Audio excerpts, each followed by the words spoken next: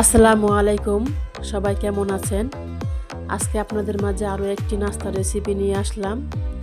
খুব সহজেই নাস্তাটি বানিয়ে নেওয়া যায়, খুব সফট, ছোট বড় সবাই তাড়াতাড়ি খেয়ে নেবেন। এটা বানানোর জন্য আমি অল্প পরিমাণে কিছু আটা নিয়েছি, একটা ডিম দিয়ে দিছি, 1 চামচ চিনি, স্বাদ মতো লবণ দিয়ে ভালো করে এটাকে মিশিয়ে নেব।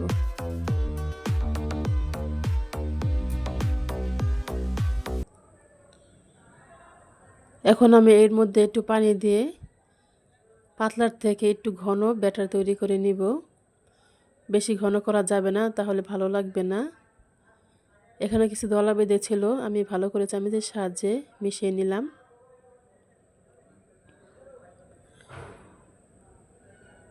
এখন রুটির পিসটা দোনো পিঠ ভালোভাবে চুবিয়ে নিব। আস্তে করে উঠিয়ে নিতে হবে, তা না হলে ভেঙে যাবে। প্যানে অল্প তেল দিয়ে অল্প আঁচে এটাকে ভেজে নিতে হবে।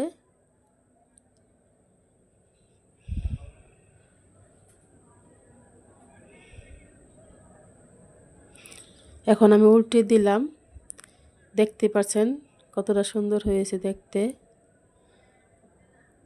এটা বাচ্চারা দেখলে তাড়াতাড়ি খেয়ে নিবে। আমার এখন এটা প্রায় হয়ে গেছে, এখন আমি এটা নামিয়ে নিব। আমার ভিডিওটা যদি ভালো লেগে থাকে তাহলে একটা লাইক সাবস্ক্রাইব করে দিবেন।